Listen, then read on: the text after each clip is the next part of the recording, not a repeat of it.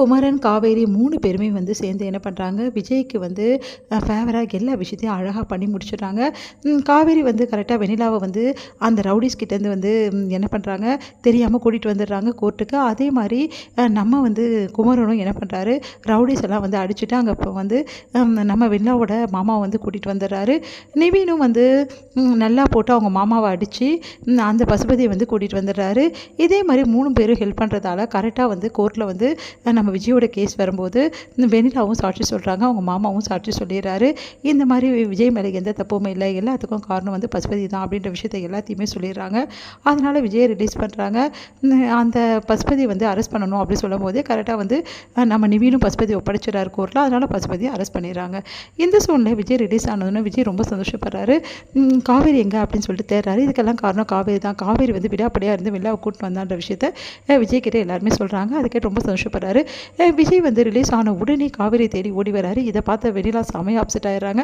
அடுத்து வந்து காவேரி தேடி எல்லா இடத்தையும் பார்க்குறாரு. பார்த்தா காவேரி ஒளிஞ்சிக்கிறாங்க. போயிட்டு விஜய் கண்ணில் படக்கூடாதுன்னு சொல்லிட்டு காவேரி வந்து அப்படியே பார்த்துட்டு அழுதபடி வந்து வெளியே போயிடுறாங்க. இதனால் வந்து விஜய் காவேரி எங்கே போய் இங்கே தான் இருந்தால் எங்கே போனான்னு தெரியலையே அப்படின்னு சொல்லிட்டு எல்லாம் தேட ஆரம்பிக்கிறாங்க. இந்த சூழ்நிலை விஜய் என்ன பண்ணுறாரு, காவேரி தேடி எல்லா இடத்துலையும் அலையிறாரு. காவேரி முதல்ல நான் மீட் பண்ணணும் அப்படின்னு சொல்லிட்டு யோசிக்கிறாரு. பார்த்தா வந்து காவேரி எங்கேயுமே இல்லை. அதனால் விஜய் வந்து ரொம்ப டென்ஷன் ஆயிடுறாரு. காவேரி எங்கே போனால் ஒன்றும் புரியாமல் யோசிக்கிறாரு.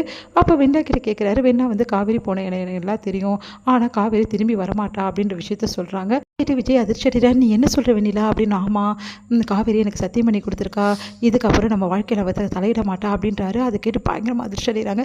நீ எப்படி இப்படிலாம் வந்து சத்தியம் வாங்க முடியும் அவகிட்ட, அவள் எப்படி பண்ணி கொடுக்க முடியும், அவள் என் குழந்தைய சுமந்துட்டுருக்கா, அவள் கர்ப்பமாக இருக்கான்ற எனக்கு தெரியும் அந்த விஷயம் அப்படின்றாங்க.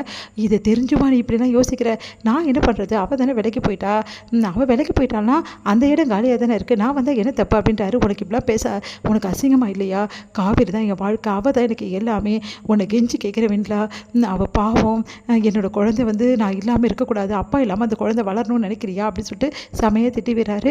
அதனால் வெண்ணிலா யோசிக்கிறாங்க. வெண்ணிலா வந்து சாரி விஜய், எனக்கும் புரியுது, நீ என்ன சொல்லுவேன்னு பார்த்தேன் அப்படின்னோடனே, நான் இதில் என்ன சொல்கிறது இருக்கேன், காவேரி எங்கே இருக்குன்னு சொல்லு வெண்ணிலா அப்படின்னோடனே, காவேரி இந்த மாதிரி பஸ் ஸ்டாண்டில் தான் இருப்பா, ஏன்னா அவள் வந்து இப்போ தான் எனக்கு வந்து மெசேஜ் பண்ணா இந்த மாதிரி நான் போகிறேன்னு சொல்லிட்டு அப்படின்னோடனே, சரி உடனே போய் பார்க்கலாம் அப்படின்னு சொல்லிட்டு 2 பேருமே பஸ் ஸ்டாண்டுக்கு போகிறாங்க.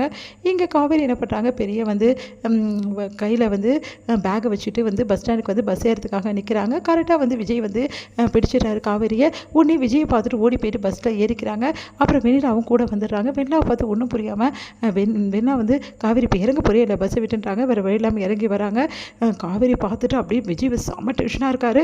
அப்படியே பார்த்து முறைக்கிறாரு. உடனே வந்து காவேரி என்ன பண்ணுறதுன்னு தெரியாமல் தவிக்கிறாங்க.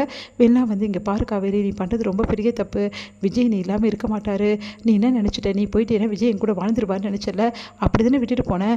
ஆனால் விஜய் கட்டன் ரைட்டாக சொல்கிறாரு, நான் வந்து இந்த உலகத்தில் இல்லாமல் கூட போயிடுவேன், ஆனால் காவேரி இல்லாமையோ என் குழந்தை இல்லாமல் நான் வாழ மாட்டேன்றாரு, நீயே சொல்லி இப்போ நான் என்ன பண்ணுறது அப்படின்னோடனே அப்படியே அதிர்ச்சியாக நிற்கிறாங்க. அது வந்து அப்படின்னோடனே, உனக்கு அறிவுன்றது இல்லையாடி, எவ்வளோ தைரியமாக இருந்தால் இந்த மாதிரி சத்தியத்தை பண்ணுவேன், நீ யார் சத்தியம் பண்ணுறதுக்கு, என் குழந்தைய வச்சு சத்தியம் பண்ண உனக்கு என்ன உரிமை இருக்குது, அந்த குழந்தை உனக்கு மட்டும் கிடையாது எனக்கும் தான், நம்ம 2 பேரும் சம்மந்தப்பட்ட குழந்தைங்க, எப்படி நீ மட்டும் உனக்கு உரியதான் நீ நினச்சிப்ப, நீயே வளர்த்துலாம் முடிவு பண்ணிட்டியா அப்படின்னு செமையாக டென்ஷன் ஆகிறாரு. உடனே காவேரியை பார்த்து அப்படியே அழகிறாங்க. காவேரி ஏன் காவேரி இவ்வளோ பண்ணுற அப்படின்னு சொல்லிட்டு ஓடி வந்து அப்படியே ஹக் பண்ணிக்கிறாங்க 2 பேருமே. அப்போ ஒருத்தர் அப்படியே பார்த்துக்கிறாங்க. அழகிறாங்க காவேரி. சாரி விஜய், என்னை மன்னிச்சிடுங்க, எனக்கு வேறு வழியே தெரியல, உங்களை வெளியே எடுக்கணும்னு தோடிச்சே தவிர மற்றபடி வேறு எதுவுமே இல்லை, வெண்ணிலா பாவம் இல்லை அப்படின்னு, நீ அதோட பாவம் இல்லையா காவேரி அப்படின்னு வெளில சொல்கிறாங்க.